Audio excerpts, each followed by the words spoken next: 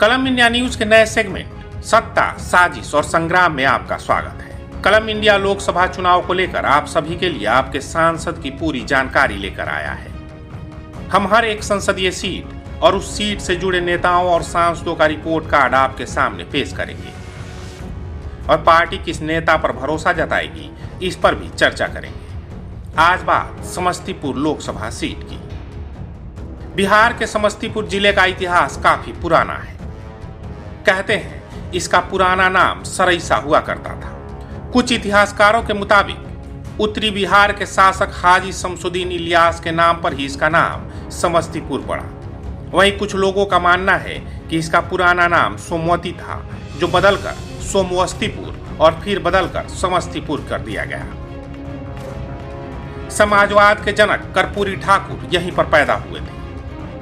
उनकी जन्मस्थली और कर्मभूमि होने के नाते यहां समाजवादियों को फलने फूलने का खूब मौका मिला। इमरजेंसी के पहले यहां कांग्रेस का दबदबा हुआ करता था। 1952 से लेकर 1972 तक कांग्रेस प्रत्याशी ही जीतकर दिल्ली पहुंचते थे।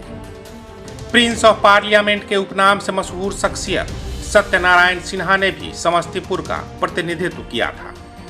वे जवाहरलाल नेहरू मंत्रिमंडल में संसदीय कार्य मंत्री भी रहे थे।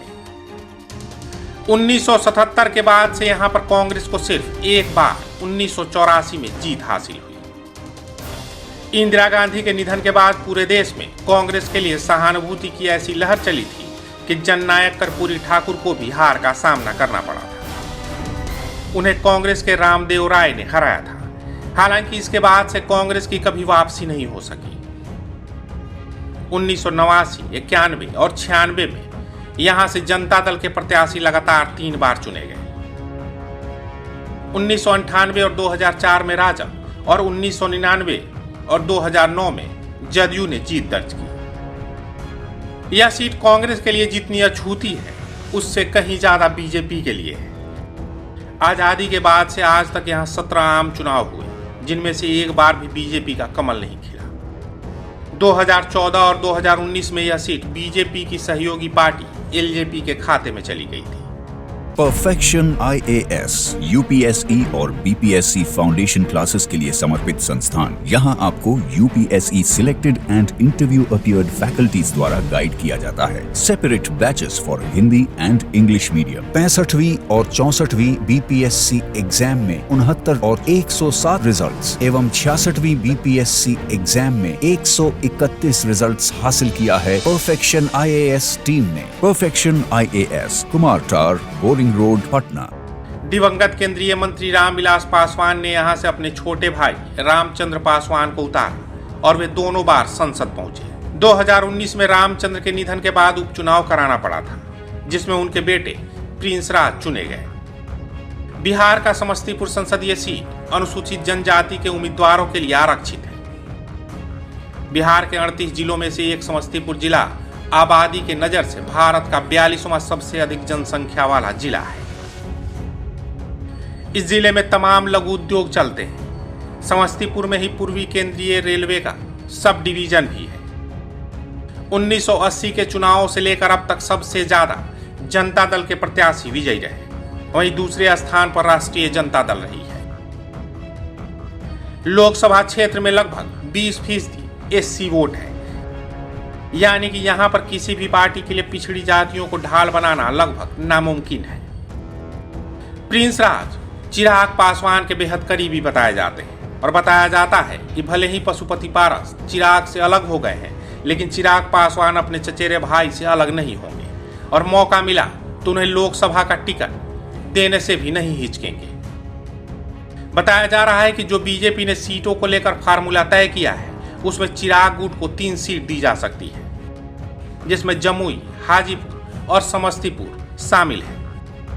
अगर ऐसा हुआ तो प्रिंस राज समस्तीपुर से चुनाव लड़ सकते हैं और चिराग उन्हें सीट ऑफर कर सकते हैं। समस्तीपुर लोकसभा सीट के अंतर्गत 6 विधानसभाएं आती हैं, जिनमें कुशेश्वर स्थान, हायाघाट, कल्याणपुर, वारिसनगर, समस्तीपुर और रोसड़ा शामिल है। समस्तीपुर से प्रिंस राज की जीत के पीछे एक अहम कारण उनका फ्रेश चेहरा होना भी रहा। दरअसल युवा प्रिंस राज अब तक किसी विवाद में भी नहीं रहे हैं। और वे जहां भी गए अपने सभ्य और अनुशासित व्यवहार से लोगों को अपनी ओर आकर्षित किया। उनके साथ चिराग पासवान ने भी कंधे से कंधा मिलाकर चुनाव प्रचार किया था, जिसका असर मतदाताओं के मिजाज पर स्पष्ट रूप से भी दिखा और 2024 में भी इनकी दावेदारी मजबूत मानी जा रही है।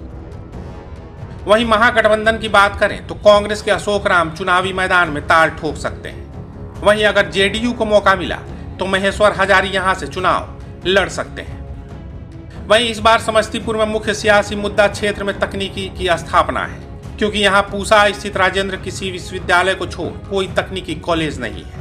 बंद चीनी मिल और दूसरे उद्योग को खोलने की मांग जनता कर रही है। कमिश्नरी मुख्यालय दरभंगा को जोड़ने वाली रेल लाइन का दोहरीकरण का काम भी अब तक नहीं हो पाया है। वहीं गंगा के कटाव से प्रभावित गांवों की अभी तक किसी ने सुध नहीं ली है। समस्तीपुर लोकसभा सीट से आपके सांसद का रिपोर्ट कार्ड पर हमारी खास पेशकश आपको कैसी लगी, आप जरूर बताइएगा और कमेंट बॉक्स में अपना कमेंट लिखकर हमें सुझाव भी दे सकते हैं। ये स्टोरी पसंद आई हो तो कलम इंडिया का हौसला बढ़ाएं, हमारे चैनल को सब्सक्राइब करें, वीडियो पसंद आए तो लाइक और शेयर करें। अगर आपके पास कोई सुझाव हो तो हमें कमेंट बॉक्स में लिखें, या फिर ऐसी ही कोई और कहानी सुनना चाहते हैं तो आप हमें कुछ इनपुट्स के साथ जानकारी साझा करें।